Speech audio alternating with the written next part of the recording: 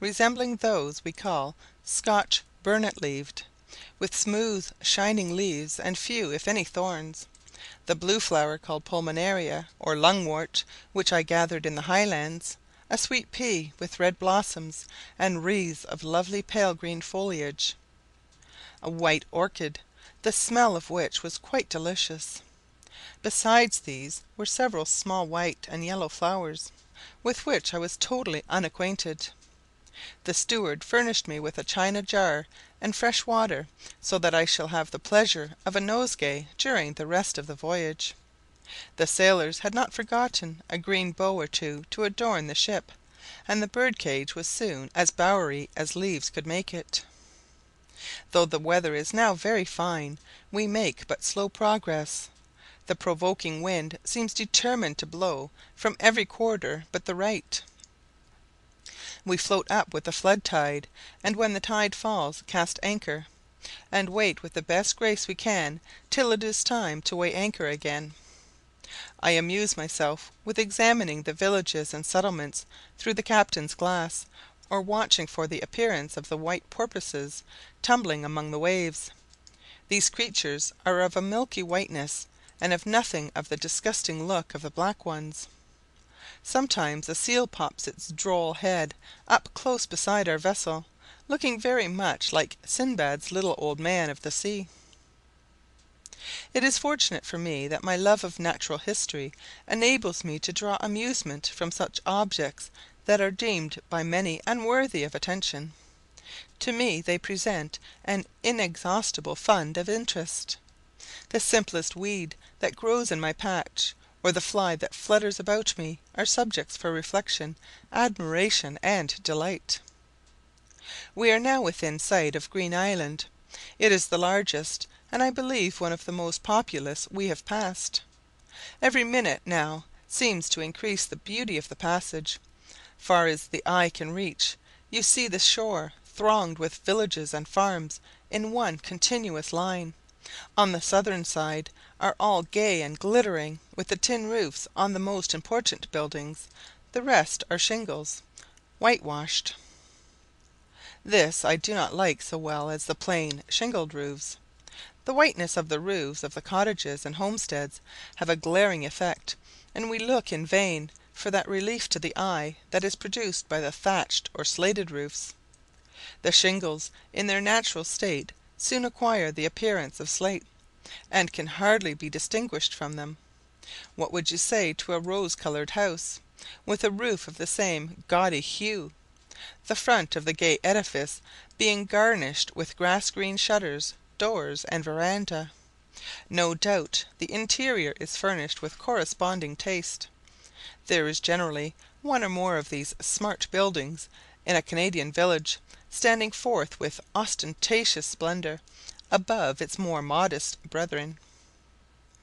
August 11th. Just below Green Island we took on board a real pilot, who, by the way, I do not like half so well as Monsieur Paul.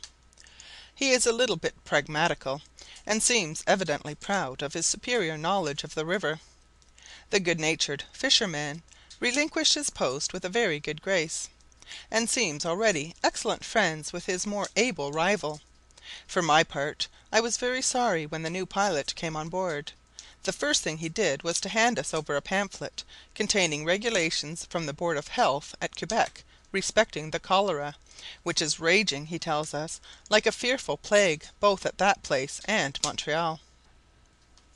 These regulations positively forbid the captain and the pilot to allow any person, whether of the crew or passengers, to quit the vessel until they have passed examination at the quarantine ground, under the risk of incurring a severe penalty.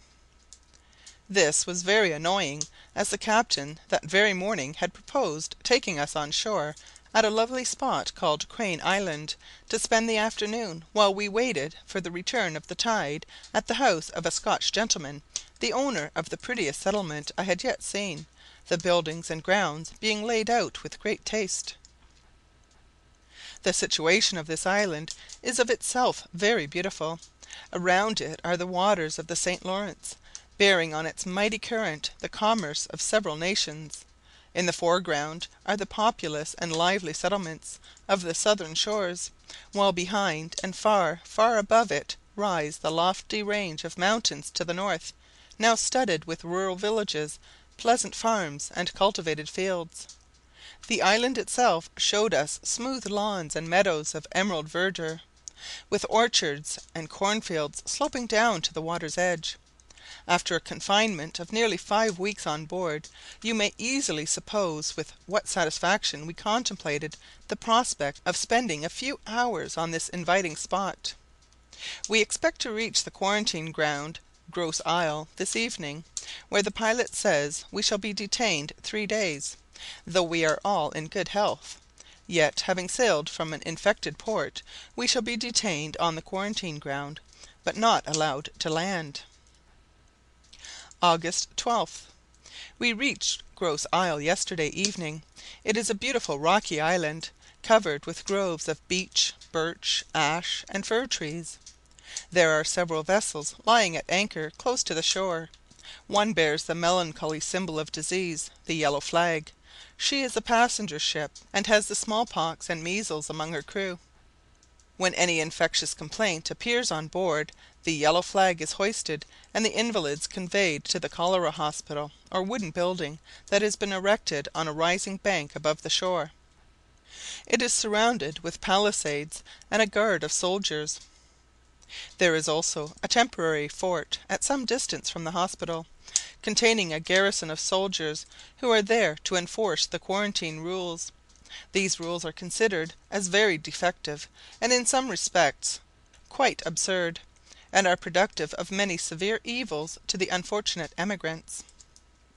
When the passengers and crew of a vessel do not exceed a certain number, they are not allowed to land under a penalty, both to the captain and the offender; but if, on the contrary, they should exceed the stated number, ill or well, passengers and crew must all turn out and go on shore, taking with them their bedding and clothes, which are all spread out on the shore to be washed, aired, and fumigated, giving the healthy every chance of taking the infection from the invalids.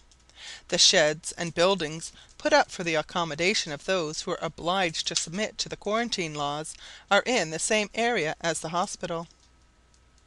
Note. It is to be hoped that some steps will be taken by government to remedy these obnoxious laws, which have repeatedly entailed those very evils on the unhappy emigrants that the Board of Health wish to avert from the colony at large. Many valuable lives have been wantonly sacrificed by placing the healthy in the immediate vicinity of infection, besides subjecting them to many other sufferings, expenses, and inconveniences, which the poor exile might well be spared.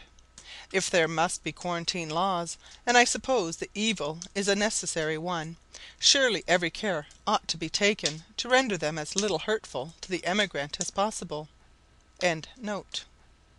Nothing can exceed the longing desire I feel to be allowed to land and explore this picturesque island. The weather is so fine, and the waving groves of green, the little rocky bays and inlets of the island, appear so tempting; but to all my entreaties, the visiting surgeon who came on board returned a decided negative.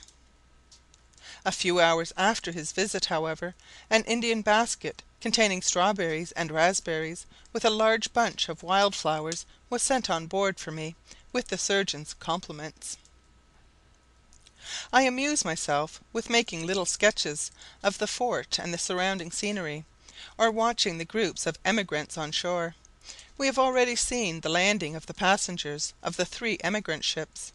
You may imagine yourself looking on a fair or crowded market, clothes waving in the wind or spread out on the earth, chests, bundles, baskets, men, women, and children asleep or basking in the sun, some in motion busied with their goods, the women employed in washing or cooking in the open air, beside the wood fires on the beach, while parties of children are pursuing each other in wanton glee, rejoicing in their newly acquired liberty.